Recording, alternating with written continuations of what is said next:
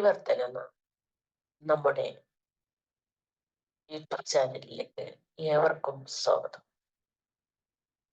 ഇന്ന് നമ്മൾ ചർച്ച ചെയ്യാൻ പോകുന്ന വിഷയം പരിവർത്തനം എന്നുള്ളതാണ്. എന്താണ് പരിവർത്തനം? ശാരീരികവും മാനസികവും സാമൂഹികവുമായിട്ടുള്ള മനുഷ്യന്റെ മൊത്തത്തിലുള്ള മാറ്റത്തെയാണ് പരിവർത്തനം എന്ന് പറയുന്നത്. ശാരീരികമായി മനുഷ്യൻ വളർന്നുകൊണ്ടിരിക്കുന്നു എന്ന് നമുക്ക് മനസ്സിലാകുന്ന കാര്യമാണ്. എന്നാൽ മാനസികമായി ശരിയായ രീതിയിലുള്ള ഒരു വളർച്ചയുണ്ടോ എന്ന് നമ്മൾ ചിന്തിക്കേണ്ടിയിരിക്കുന്നു. വളരെ ശുദ്ധ പ്രകൃതിയോടെയാണ് നാം ഓരോരുത്തരും ഈ ഭൂമിയിലേക്ക് ജനിച്ചു വീഴുന്നത്. കുട്ടികളായിരിക്കുമ്പോൾ അവരെ എല്ലാവരും ഇഷ്ടപ്പെടുന്നു. കാരണം അവരിലുള്ള നിഷ്കളങ്ക മനോഭാവമാണ്. പിന്നീട് എവിടെയാണ് ഈ നിഷ്കളങ്കതയും പരിശുദ്ധിയുമെല്ലാം പോയി മറയുന്നത്? ഇതിന്റെ ഉത്തരവാദി കുട്ടികളല്ല, മുതിർന്നവരാണ്. അവരുമായുള്ള ഇടപഴകലിലൂടെയാണ് പിന്നീടുള്ള മാറ്റങ്ങൾ സംഭവിക്കുന്നത്. കുറച്ചൊക്കെ പാരമ്പര്യമായി കിട്ടിയതാവാം, എന്നാൽ കൂടുതൽ കാര്യങ്ങൾ അവർ ഇടപെടുന്ന ആളുകളിൽ നിന്നും സാമൂഹിക ചുറ്റുപാടിൽ നിന്നുമാണ്. Parents, grandmother, grandfather, teachers, friends, ഇവരിലൂടെയൊക്കെയാണ് കുട്ടി വളർന്നുകൊണ്ടിരിക്കുന്നത്. ഇന്ന് ഏത് ഒരു മേഖല നോക്കിയാലും മത്സരത്തിൻ്റെതാണ്. കൂടെയുള്ളവരെ തോൽപ്പിച്ച് മുന്നേറാനുള്ള ഒരു വ്യഗ്രത കൂടുതലാണ്. കുട്ടിക്കാലത്ത് മാർക്കിന്റെ അടിസ്ഥാനത്തിൽ, വലുതാവുമ്പോൾ പണത്തിന്റെ അടിസ്ഥാനത്തിലുമാണ്. പണം എങ്ങനെ സമ്പാദിക്കണം, ഏത് വഴിയിലൂടെ നേടണം, എങ്ങനെ ചിലവഴിക്കണം എന്നൊന്നും അറിയില്ല. നേരും നെറിയും അറിയില്ല. സത്യവും അസത്യവും ധർമ്മവും അധർമ്മവും അറിയാതെ എന്തൊക്കെയോ കാട്ടിക്കൂട്ടി സമ്പാദിച്ച് അതുപോലെ തന്നെ ചിലവഴിക്കുന്ന ഒരു രീതിയാണ് നാം കണ്ടുവരുന്നത്. എന്തുകൊണ്ടാണ് ഇങ്ങനെ സംഭവിക്കുന്നത്? നമുക്ക് കുട്ടികളിലേക്ക് വരാം. കൂടുതൽ രക്ഷിതാക്കളും നേരായ ഓരോ ദിശ കുട്ടിക്ക് കാണിച്ചു കൊടുക്കുന്നില്ല. വിമർശിക്കേണ്ട സമയത്ത് വിമർശിക്കുന്നില്ല. തടയേണ്ട കാര്യങ്ങൾ തടയുന്നില്ല.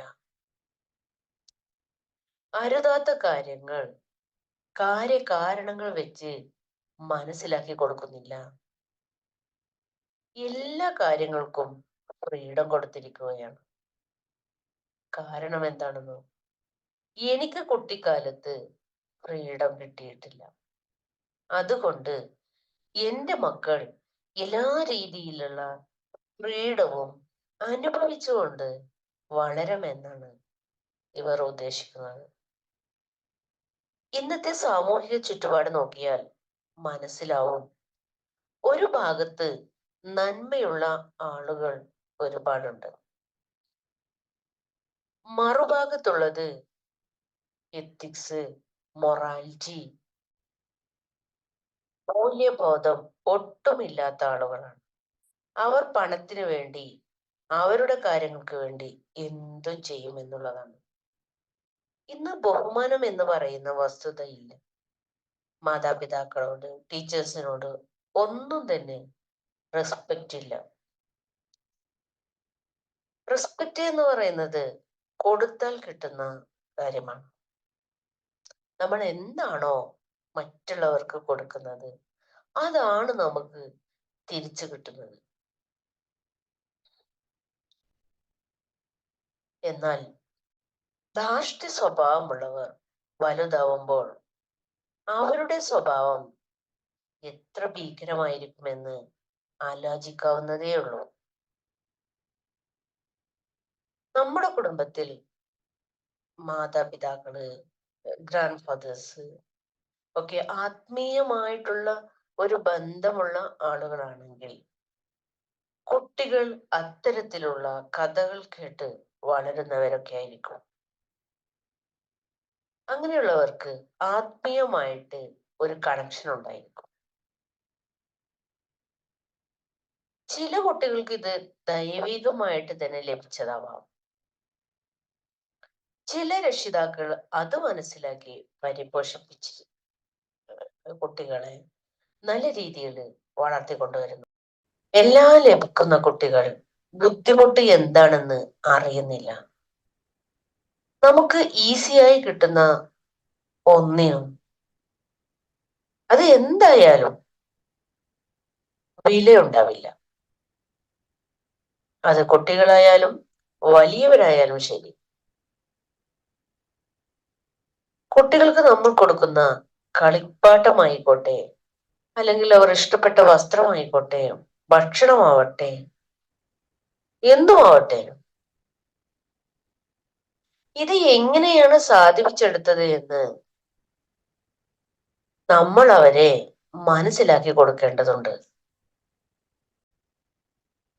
അല്ലാത്ത പക്ഷം നിങ്ങളിൽ നിന്ന് എന്നാണോ ഇത് ലഭിക്കാതിരിക്കുന്നത് അന്ന് മുതൽ നിങ്ങളോടുള്ള വിലയും കുട്ടിക്ക് ഇല്ലാണ്ടാവുന്നു.